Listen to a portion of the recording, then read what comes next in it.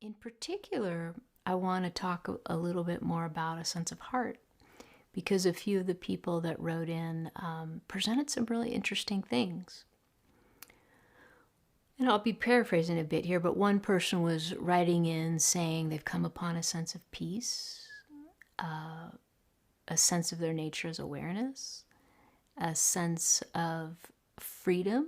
And I would imagine they mean freedom from identifying with a kind of ego consciousness that could cause one to feel very separate or isolated or disconnected from the whole of life or a larger field of awareness, consciousness, in which the oneness of all things is arising and expressing. So there can be a kind of freedom from the isolation of identification with that sense of separate self that sometimes we call the ego. And so this person was speaking about freedom, peace, a sense of awareness. But this person asked a very important question. Why is it that I haven't come upon a sense of happiness? Now, happiness is sometimes considered a state that comes and goes, like many states. Peace is one that's a little bit more mysterious because it also can seem like a state. But there's also another phrase called the peace beyond understanding. That's a kind of innate peace, a peace that's present even when our state is unhappy or unpeaceful. It's a kind of constancy that is a flavor or a perfume of our nature as the eternal, our nature as the infinite. In our more individuated human nature, our human consciousness, whether it feels more isolated and separate in a kind of painful egoic consciousness, or whether it's just simply in a sense of more individuated human experience that's particular to you, particular to me. Either way, there can be a change of states in that sense of our human experience. And sometimes we feel peaceful or happy, or sometimes not. But there, underneath that, in our eternal nature, there's that sense of constancy. And that which can't be added to and it can't be taken away from. It's a kind of always and ever okayness that is sometimes called the peace that's beyond understanding. Or you could think of it as a peace that isn't being referred to when we talk about losing a sense of peace as a state. And so when you think about that peace and always and ever okayness, it does also have a quality of steady contentment. And we could say that there's a degree of happiness that is a kind of contentment. But we could also say that there's a more high volume happiness that is beyond just simple contentment, and it's a kind of perhaps joy or elation or brightness and bubbling warm aliveness. And I think that probably is what this person is interested in, but I wanted to mention the contentment because all states come and go.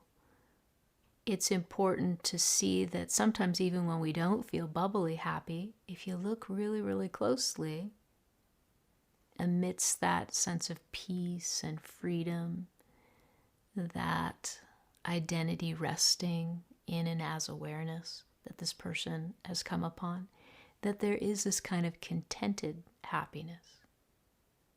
So that's just good to see. But I also want to come back around to the brighter, kind of more buoyant happiness and speak to that and say that in my experience, that zeal for life and that zest for life really is magnified by, in my experience, two particular orientations. The first would be an orientation of heart. And as practitioners, it's good to know that there is a coming upon the nature of awareness that's a little bit more above the shoulders, a sense of our senses opening, our mind being less pulled into identification and division. There's a kind of freedom in this open field of awareness that's kind of almost more sky-like, energetically speaking. And some people even describe like this big kind of open energetic field that almost feels like, the cap of a mushroom or something. Like it feels open above and to the sides of the head and front and behind.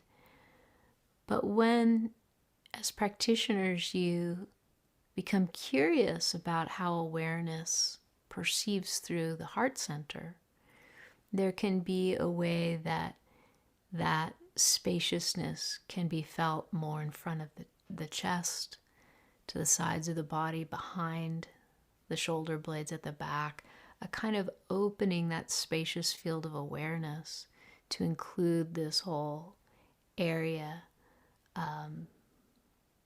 around here, and behind, etc. And you can also become curious, let's say, about anchoring your attention down in the Hara center, which is sometimes called the lower dantian, or the lower gateway, with the middle gateway being the heart center and the upper gateway being this region of the inner gaze and the mind. And so when your attention rests in the heart center, it perceives the world differently. It feels the world differently. And you as a human being feel the world differently. And as you spend time with your attention resting there, you can start to feel that inner peace and contentment as it lives in the ease of the heart center. Be very receptive and open and intimate with life all around you, connected to this sense of the is sometimes beautifully referred to as the 10,000 things, to denote the myriad expressions of creation, innumerable. And so as you spend time with awareness awakening to itself through the heart center, there can be a kind of shift from identifying with the emotional heart to opening energetically to a sense of universal heart.